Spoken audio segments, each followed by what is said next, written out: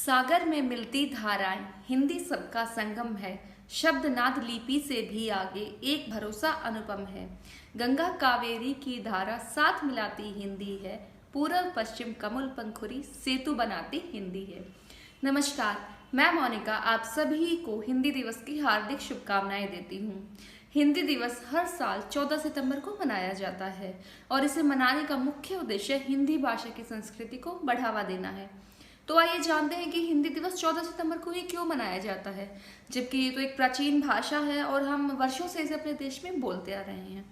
तो दोस्तों, हुआ यूं कि आज़ादी के बाद से ही हमें कोई ऐसी भाषा चाहिए थी जो पूरे देश में बोली जा सके, और उसी भाषा को निर्धारित करने के लिए 12 सितंबर 1949 को संविधान सभा में एक बैठक का गठन किया गया, जिसमें कुछ लोग हिंदी के पक्ष में थे और कुछ लोग हिंदी के पक्ष में नहीं थे।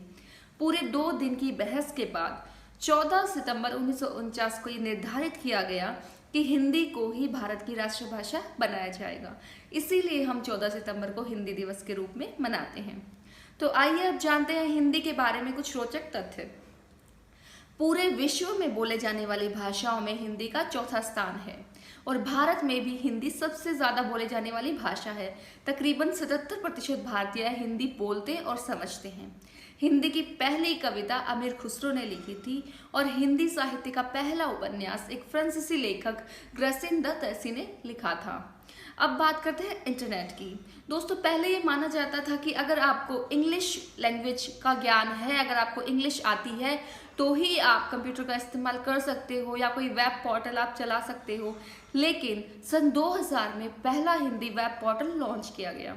बस उसके बाद से ही हिंदी ने कभी पीछे मुड़ के नहीं देखा, और इस बात का अंदाज़ा हम यूँ लगा सकते हैं कि तभी से ही हिंदी कंटेंट की मांग 95% तक हर साल बढ़ रही है, जो कि इंग्लिश भाषा के मुकाबले बहुत ज़्यादा है।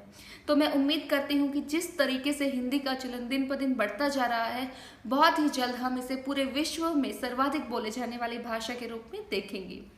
और हम उम्मीद करते हैं कि हिंदी को हम इसी तरह बढ़ावा देते रहें और इसकी संस्कृति को हम अच्छे से जानते रहें। नमस्कार।